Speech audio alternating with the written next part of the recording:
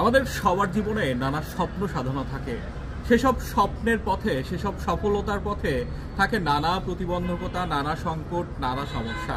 সেই সব সংকট, সমস্যা, প্রতিবন্ধকতা কাটিয়ে কিভাবে জয়ের হাসি হাসতে হয় সেই কথা বলতে চাই।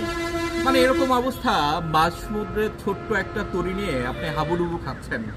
ঠিক তখন যখন আপনি মরে যাবেন ভাব, তখন আপনার আশেপাশের এক শ্রেণীর লোকজন বা সোশ্যাল মিডিয়াতে একটা অংশ আপনার এত আলোচনা, এত সমালোচনা, এত নেতিবাচক মন্তব্য করতেছে যে আপনি সেখানেই হারিয়ে যাচ্ছেন, সেখানেই ধূলিসাৎ হয়ে যাচ্ছেন।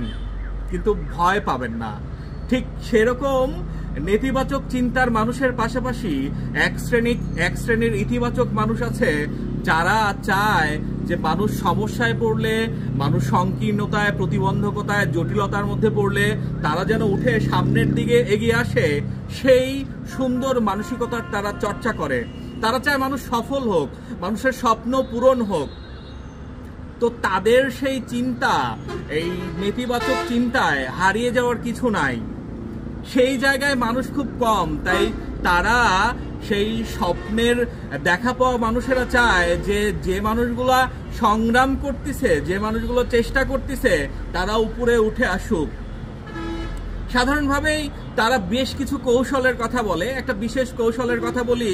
তারা বলেছেন যে এরকম সমস্যায়, এরকম আঘাতের সময়, এরকম মানে বিপর্যস্ত অবস্থার মধ্যে একটা কৌশল খাটাতে হবে। মানে তেমন কিছু না, এই যে চলার পথ, এই যে সফলতার যাত্রা, এই যে স্বপ্নের পথে হাঁটা, এই সময়ে আমাদের জীবনে দিন থেকে রাতে বা এই সার্বিক সময়ের মধ্যে নানা ইতিবাচক মন্তব্য থাকে, নানা কথা থাকে, নানা প্রশংসা থাকে, বিশ্বাসযোগ্যতা, গ্রহণযোগ্যতা, নানা বিষয় থাকে, যেগুলা ওই মানুষগুলা করছে যারা ভালো জায়গায় পৌঁছেছে বা ভালো মানসিকতা, ভালো চিন্তা চেতনা, দর্শনের চর্চা করেন।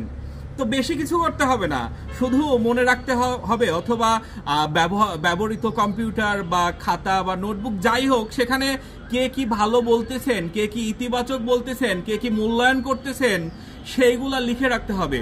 যখন ওই যে আঘাতগুলো আসবে, যখন ওই তীক্ষ্ণ তীরগুলো আসবে, যেগুলো আপনাকে কাবু করে ফেলতে চায়, যেগুলো আপনাকে ধূলিসাৎ করে দিতে চায়, যেগুলো আপনাকে ওই সমুদ্রে ডুবিয়ে দিতে চায়, তখন ওই যে বিষয়গুলো তখন আপনি মাথায় নিলেই কিন্তু আপনি আবার আপনার যে স্বাভাবিক গতি, স্বাভাবিক প্রক্রিয়া, সেখান থেকে এগিয়ে যেতে পারবেন।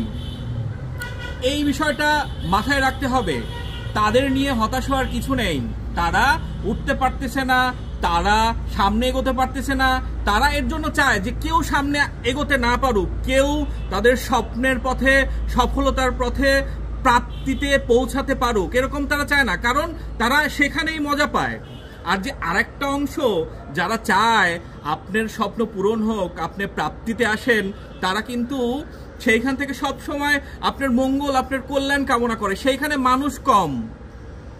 এই বিষয়টা আমার মনে হয় কাজে দিবে। ধন্যবাদ।